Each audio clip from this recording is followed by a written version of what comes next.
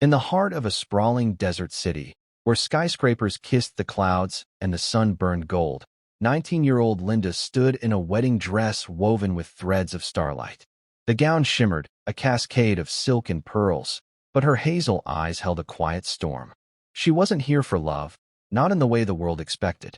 She was marrying Sheikh Khalid bin Zayed, a man 56 years her senior, whose wealth could buy entire nations and whose heart, some whispered, was as arid as the sands surrounding his palace. The world saw a scandal, a young woman chasing fortune, but the truth was a tapestry of secrets waiting to unravel. Linda grew up in a small Ohio town, where cornfields stretched endless and dreams felt finite. Her mother, Grace, worked double shifts at a diner, her hands cracked from washing dishes, her smile fading with each passing year. Linda's father had vanished before she could walk, leaving behind a locket with a faded photo of a family that never was. At 16, Linda started waitressing to help pay the bills, her laughter brightening the diner's dim corners. She had a gift for kindness, slipping extra coffee to the truckers, listening to the regulars' stories, and saving every penny for a future she couldn't yet see. College was a distant hope, but she devoured books from the library, dreaming of a world beyond the corn. When Linda was 18, a chance encounter changed everything.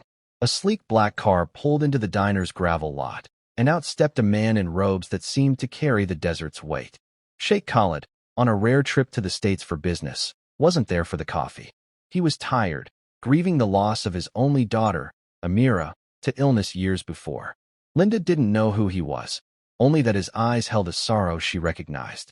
She poured his tea, listened to his halting English, and offered a smile that felt like sunlight breaking through clouds. "You look like you've carried a lot," she said softly. "Want to tell me about it?" Khalid didn't share much that day, but he returned the next and the next. Linda's warmth disarmed him, her questions gentle but piercing. She reminded him of Amira, not in looks, but in spirit. Over weeks, he spoke of his daughter, his regrets, his empire built on oil and ambition but hollow without family. Linda listened, not for gain, but because she saw a man drowning in loneliness. When Khalid proposed marriage a year later, it wasn't a romantic gesture. It was a contract, a plea. "My wealth can change your life," he said, "and your heart can remind me what it means to live." Linda hesitated. She wasn't in love, and Khalid didn't expect her to be. He offered stability, her mother's medical bills paid, a chance to study, a life where she could help others. In return, she'd be his companion, a bridge to a world he'd lost. Grace begged her to say no, but Linda saw a chance to do good, not just for her family, but for a man who needed her light. "I'm not selling myself, Mom," she said, clutching the locket. "I'm giving someone a reason to hope." The wedding was a spectacle, held in Khalid's palace under chandeliers that rivaled the stars. Guests, diplomats, tycoons, and curious onlookers whispered about the age gap, the rumors of gold digging, the oddity of a small-town girl in a sheik's world. Linda stood tall, her smile steady, but her heart raced. She wasn't here for the wealth, though the world didn't believe her.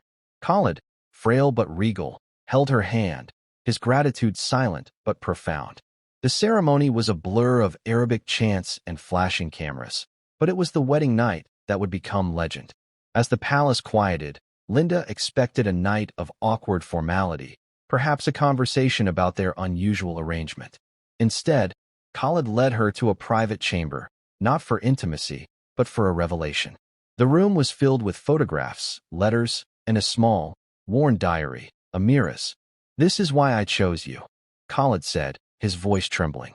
He opened the diary, revealing his daughter's final wish, to create a foundation for children in war-torn regions, a dream Khalid had never fulfilled, paralyzed by grief. "You have her kindness," he said. "Will you help me honor her?" Linda's breath caught. This wasn't about romance or wealth. It was about legacy. She spent the night reading Amira's words, tears staining the pages. By dawn, she knew her purpose. She wasn't just Khalid's wife. She was his partner in a mission that could touch thousands of lives. The world expected scandal, but the wedding night birthed a quiet vow to build something bigger than themselves. The months that followed were a whirlwind. Linda threw herself into learning, studying international aid by day and navigating palace politics by night. Khalid, reinvigorated, poured his resources into the Amira Foundation, with Linda as its heart. She traveled to refugee camps, her Ohio accent softening the edges of her determination as she handed out supplies and listened to stories of loss. Back home, the tabloids spun tales of her sheikh's bride life, but Linda ignored them. She wrote letters to Grace, promising to return, and sent money to rebuild the diner. Her kindness, once confined to a small town, now rippled across continents. But challenges loomed. Khalid's health faltered, his heart weakened by years of grief and age. His advisors, skeptical of Linda's motives, plotted to undermine her, whispering that a teenager couldn't lead a global initiative. At a gala in Dubai, a rival businessman, Omar, confronted her, his smile sharp. "You're a child playing queen," he sneered. "This foundation will fail, and you'll drag Khalid's name with it." Linda's hands shook, but she met his gaze. "I'm not here for his name. I'm here for his daughter's dream." The turning point came in a Syrian refugee camp, where Linda met Noor, a 10-year-old girl with eyes like Amira's in the photographs. Noor's family had fled war, her brother lost to a bombing. Linda sat with her, sharing stories of Ohio's fields, promising to build a school where Noor could learn.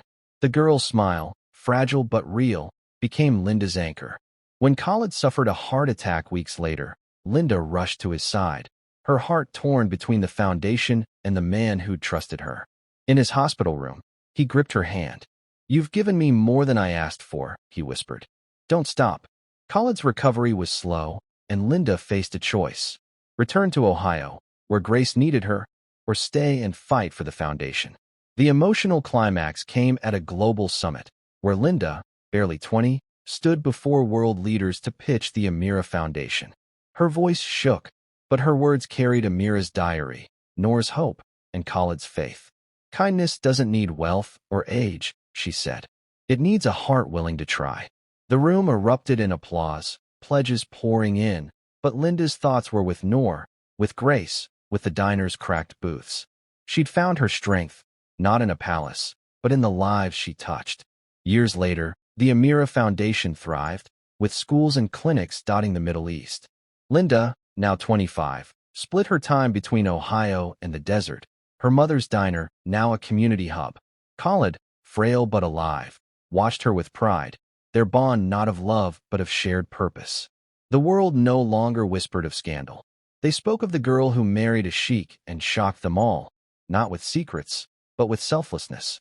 Linda kept Amira's diary close, a reminder that kindness, like a single spark, could light up the darkest corners of the world. And in Ohio, under a starry sky, she'd smile, knowing she'd built a bridge between two worlds, one heart at a time.